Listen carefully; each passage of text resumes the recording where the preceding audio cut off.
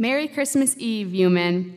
The past 2 years have brought a lot of changes and adjustments, and just when we thought it was safe to perform the pageant in person, we had to quickly pivot because of rapidly rising COVID numbers. Some things that haven't changed throughout all this have been the love and community we have at UUMAN, and our commitment to our mission to nurture our spirit, strive for justice, and transform the world. Come, let us worship together.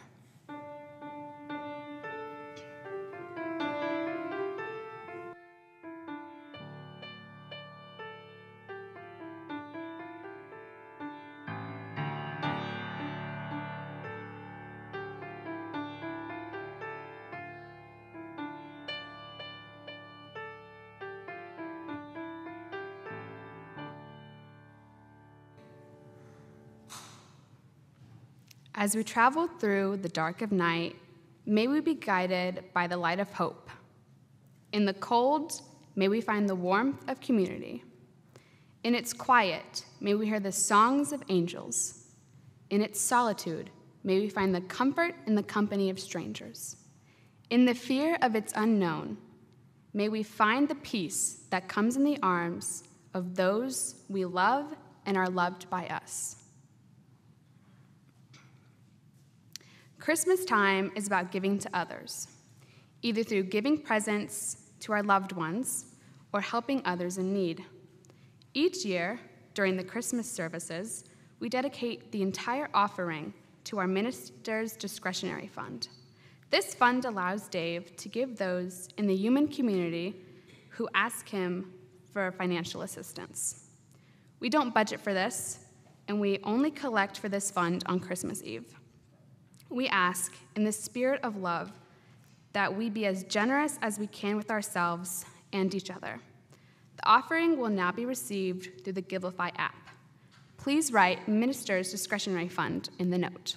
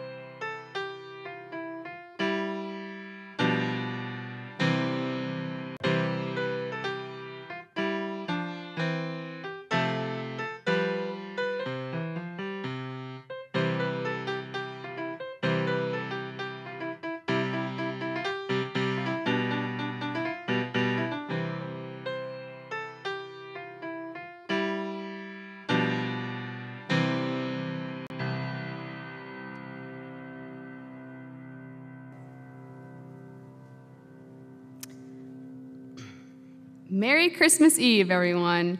Welcome to UUMAN's Christmas pageant with a twist. A few years ago, the senior youth class modernized the script for what had been a 17-year-old tradition at UUMAN. We wanted to make the pageant more relevant and current. We decided to make it more relatable and about pressing issues. I hope you enjoy it as much as we do, and that the modernized pageant is just as loved as the original one.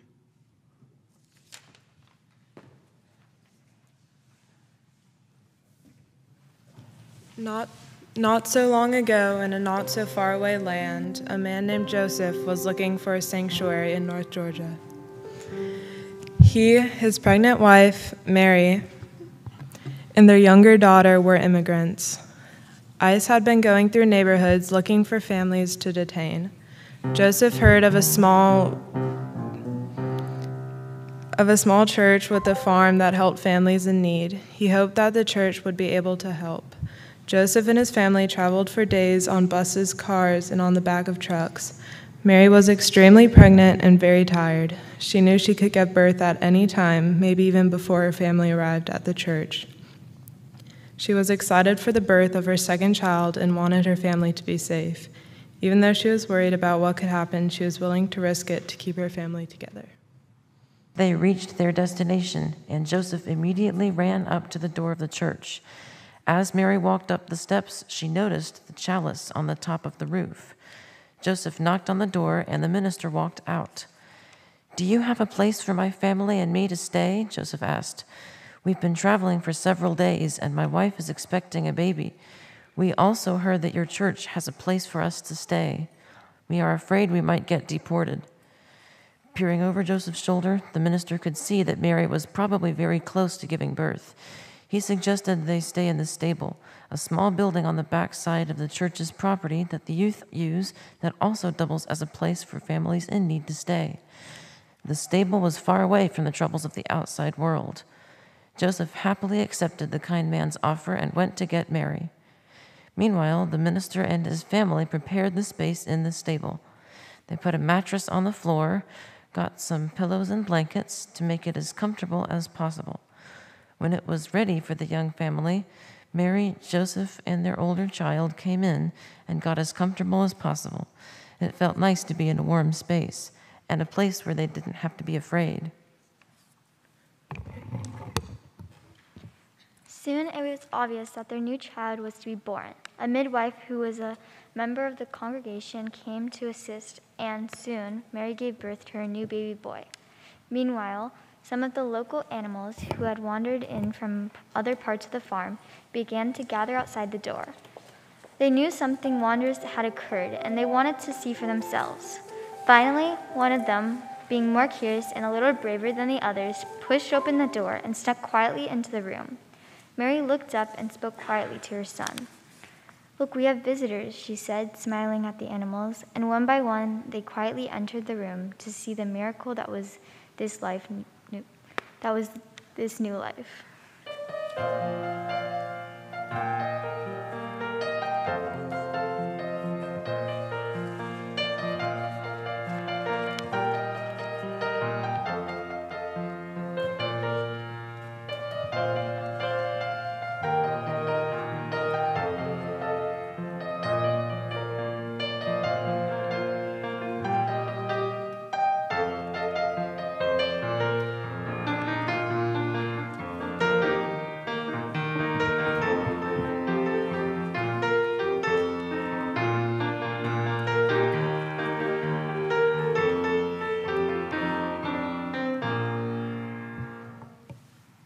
The animals were no sooner settled in the stable when there appeared a door, a group of farmers and volunteers from the surrounding area. "Here it is, here it is," one of them shouted as they peered through the half-open doorway. "Seeing Mary," he said. "Oh, good lady, please let us come in. We have heard that a family is staying here tonight and have come to offer our help to them."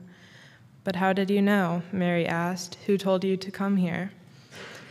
Minister says, "I know these good people. They are farmers and volunteers who help those who are without resources. They are very poor, and yet they still care for others as well as themselves. They are welcome here, as are you." The minister let the farmers and volunteers enter. One of the group, who seemed eager to talk, said to Mary, "I can tell you how we came here. We were in the fields sowing our crops when suddenly we saw the chalice on the top of the church light up. We were terribly frightened because we knew that meant someone could be in trouble. But one of the children calmed us and said, 'Do not be afraid, for I bring good news. A family seeking sanctuary found their way to our church with the chalice on top, and they are about to have a baby. Everyone is coming to the stable to help, so we decided to come see this great event for ourselves.' Everyone was astonished at what the farmers and volunteers told them, oohing and eyeing at this strange story. But Mary sat quietly, pondering all these things in her heart.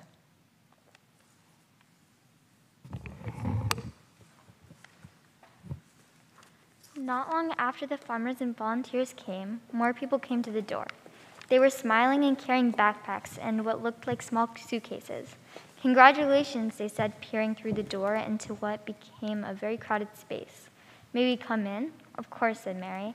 And so the three stepped into the stable. "These are more volunteers from congregations," said the minister. "We have a doctor, a lawyer, and a social worker. They want to help you so you won't have to hide anymore. We are people who have helped others like you in health issues or documentation," said the doctor, lawyer, and social worker. "Unfortunately, we recently noticed that lots of you have come here to this place when the chalice on top of the roof was lit. So we followed the light of the flame to the church, hoping we could be of use. Each of them stepped forward and laid down one resource that they brought. Kneeling at the foot of the ministers as they did so, the doctor quietly listened to the baby's heart, then to Mary's heart, smiling in a kind way. The lawyer had papers that needed to help Joseph fill out and sign, and the social worker talked to the family about the options they could have for the future. "We shall leave you now," said the social worker, "for we can see you are tired. We have helped you as much as we can tonight. We feel honored to have been here this night, for we know your son can grow up to be a great and wise leader. We hope your family stays safe." And with that, they turned and disappeared into the night. Sensing it was time for them to leave as well, the farmers and volunteers tiptoed out of the stable so as not to wake the sleeping baby. The minister also decided to leave to let Mary rest. "I'll check up on you all tomorrow. Good night." And with that, the minister headed back to the main church. Even the animals drifted away to their own separate parts of the church's property, for they were tired and in need of good night's sleep themselves. Mary, Joseph, and their daughter looked lovingly at their new baby. "What shall we name him?" Mary asked. "I was thinking we might call him Jesus, but what do you think?" Joseph nodded and smiled, agreeing it would be a fine name. "But now we should get some sleep," Joseph said. "You stay here, he said, pointing to their daughter. "We'll go to the other room of the stable where we can make a bed." As they left, Joseph gently touched Mary's shoulders, smiling at her and his newborn child. Mary was tired but unable to sleep. What is so special about this night, about this child, she wondered. We are poor people from humble families. Is there something that makes my baby so special? If he is so special, what is expected of me as his mother?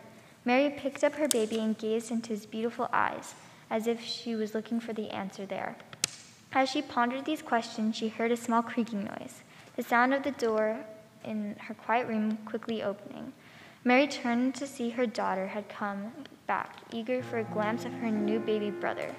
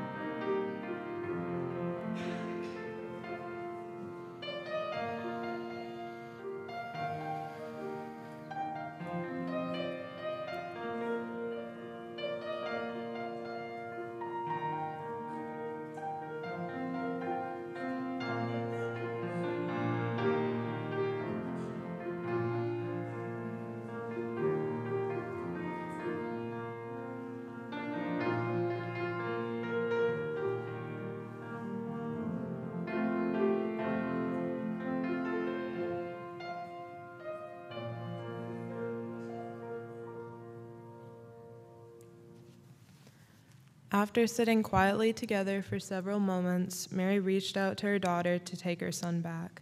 Her firstborn smiled at her, her face radiant with all the joy and love she was feeling inside.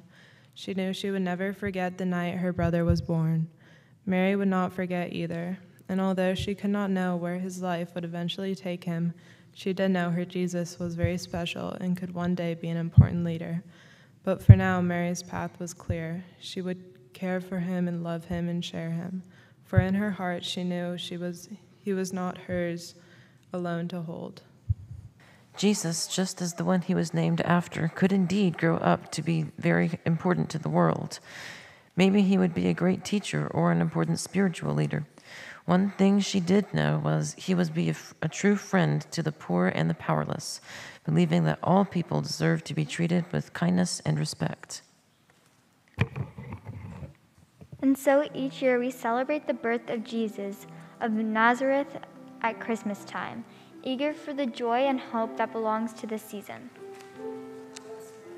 Long ago, long in Bethlehem, with the birth of Jesus continues today in this little church with the chalice on the roof. His message of love, peace, and goodwill to all people continues, a message spoken to those who have ears to hear, eyes to see, and hearts to receive. The birth of Jesus was a holy night. The birth of every baby is a holy night.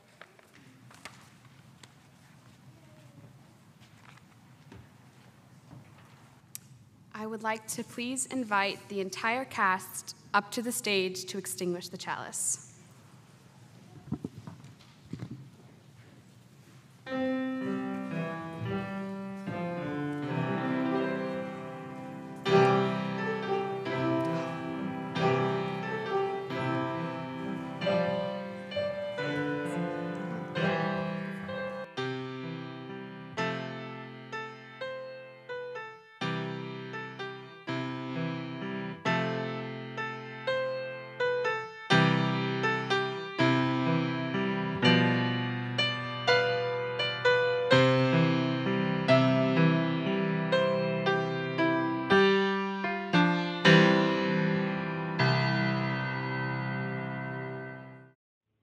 We extinguish this flame, but not the light of truth, the warmth of community, or the fire of commitment.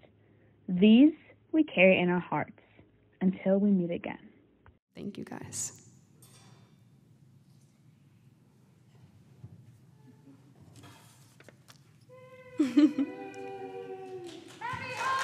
Happy holidays, everyone.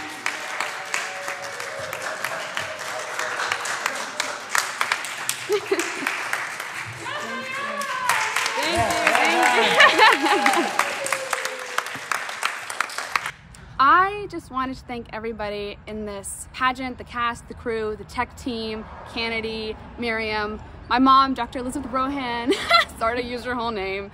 Without you guys, this really wouldn't have been possible.